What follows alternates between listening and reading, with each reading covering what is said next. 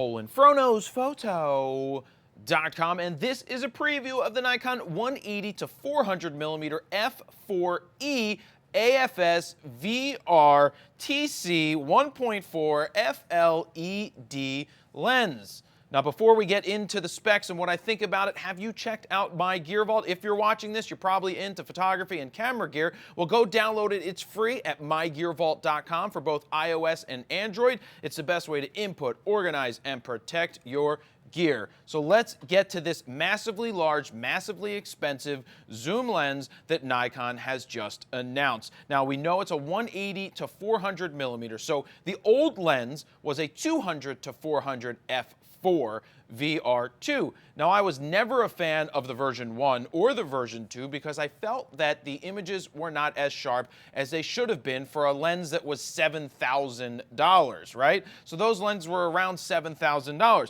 What is different in this one? Well, it goes to 180 instead of starting at 200, so you're getting more bang for your buck. Well, are you really getting more bang for your buck? You're actually getting more zoom range. But what they've done is they've copied what Canon has done with their 200 to 400 and included a drop-in 1.4x teleconverter with a flick of a switch. It drops in, it pops over, and then multiplies your lenses by 1.4. Not all of them, but the 180 to 400. So when you activate the 1.4x teleconverter on a full-frame body, you're going to get a 252 to 560 millimeter f5.6. You are losing some light when you pop in the 1.4 converter. Now, if you were to do this on a DX camera, right off the rip, you're going to get a 270 to 600 millimeter f4 equivalent. And then if you pop over the 1.4x teleconverter, it's going to give you a 378 to 840 with the 1.4 on the DX. Now, they've added twice as many ED elements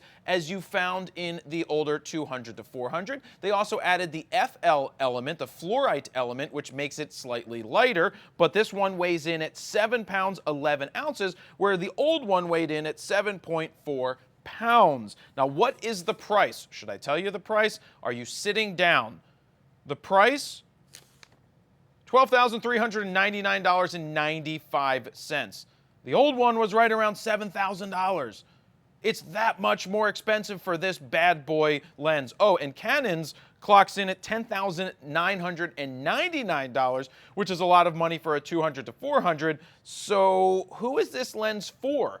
This is a sports, wildlife, nature photographers type of lens. A lens where you can just set up shop and shoot from one area, and you don't have to carry the lens and run around too often to get the shot. Think of people at the Olympics that want to have a nice zoom range when they're photographing whatever's happening at the Winter Olympics. They want to have that range instead of just a 402.8. They want the f4 so they can still blow out the background and get quality results. Yes, Kitty, can I help you? I see you. Thank you. Ow, can you get your claws out of my leg? So it's not a lens that's for everybody. We know that. Now, yes, Kitty, thank you. Now, the question is, would you rather spend $1,300 or $1,400 and get a Nikon 200 to 500, which is a straight 5.6, and it's lighter, it's 5 pounds, and you can carry it around? And yeah, no, the quality's probably not going to be as sharp as a 180 to 400, but at the end of the day, if mobility is the answer or the option or what you need, then maybe a 200 to 500 is a better option. But again, you have to look at it like this. Nikon is kind of crazy for the price of this lens. It's interesting, 180 to 400 with a drop-in 1.4 converter built in, copying Canon on that.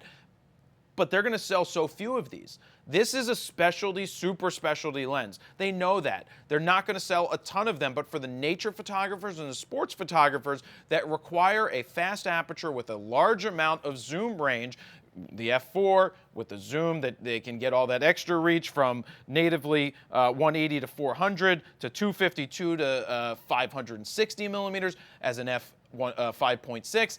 If that's what they want, that's what they want. And then it just still makes you think that 200 to 500 still makes more sense. At the end of the day, it's a straight 5.6. Are you losing that much? Is the focusing speed that much better in the 180 to 400? It's going to be really good on a D5, a D850, and a D500. It's also $12,399.95. So what do you guys think about this lens? Leave some comments down below. I'm not saying which one would you take, the 200 to 500 or the 180 to 400, because I'm sure many people would just take the more expensive one. But the question is, in all practicality, which one would be more versatile and better off in your bag? Not that this 180 to 400 fits in a bag. And so that's pretty much where I'll leave it. Don't forget, if you haven't tried my Gear Vault, go download it. It's free. If you don't like it, delete it. No harm, no foul. But I think you will like it to keep track of all of your gear, all your serial numbers, all your receipts, just in case anything ever happens. You have it in one secure place. And it's really good for organizing. And that's it. To check out the last video that I've done, you can click up here on the screen. Don't forget to like, share, comment, and all that good stuff. And that's where I'll leave it. Jared, PolandFroKnowsPhoto.com. See ya.